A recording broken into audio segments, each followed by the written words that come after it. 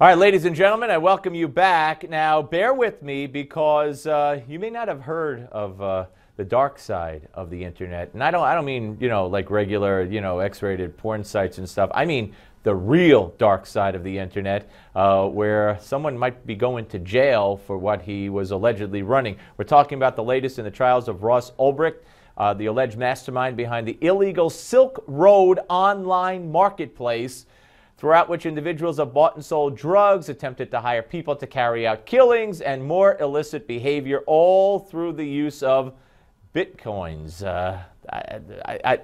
We welcome in Nick Sanchez, our tech guy.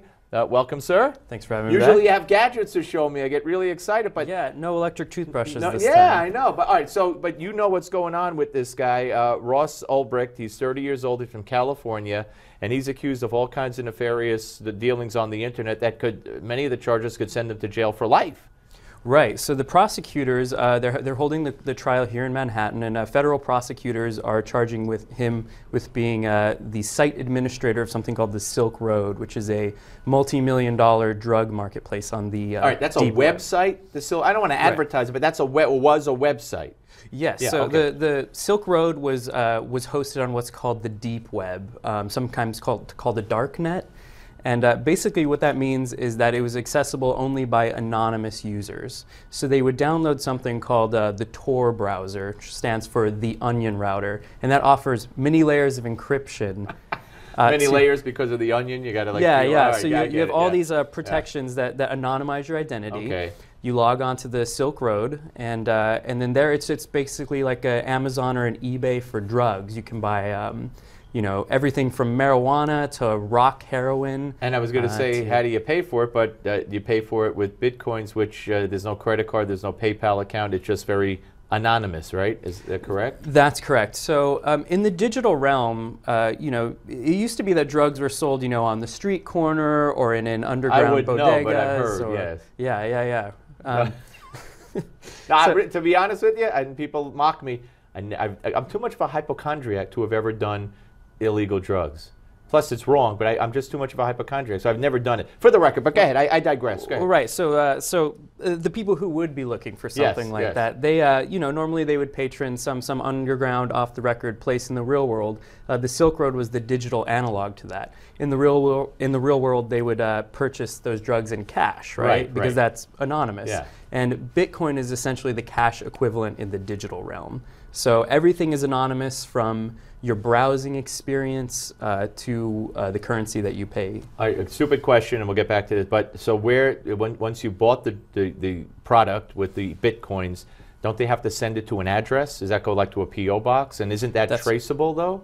That's right. So as anonymous as it claims to be, and despite all the encryption it offers, the NSA people, they have some of the top computer programmers in the world. So it was actually the FBI that raided the Silk Road. They seized, I think, $100 million worth of Bitcoin. Raided the website or a physical location? So I believe Ross was operating off of his laptop. Okay. So wherever he was when he was operating, they went in, they seized his laptop while he was sitting at it. Wow. So that they could see that he was logged into certain chat logs, and that's the line that they're pursuing in their prosecution. All right, so the trial is ongoing. It was a freewheeling, free market site that could sell anything. Is he alone? I mean, if he did it, he's innocent until proven guilty. Are there others? Are there other guys like him, other entrepreneurs who run the dark side of the internet? There must be other sites that people go to through this anonymous procedure, correct? Right. So I believe the FBI also busted some sellers on the market, maybe some buyers, and they've actually been leveraging a few of those people to testify against Mr. Ulbricht. Gotcha. But since, there's actually been, people may remember just at the end of last year, the FBI raided the Silk Road 2.0.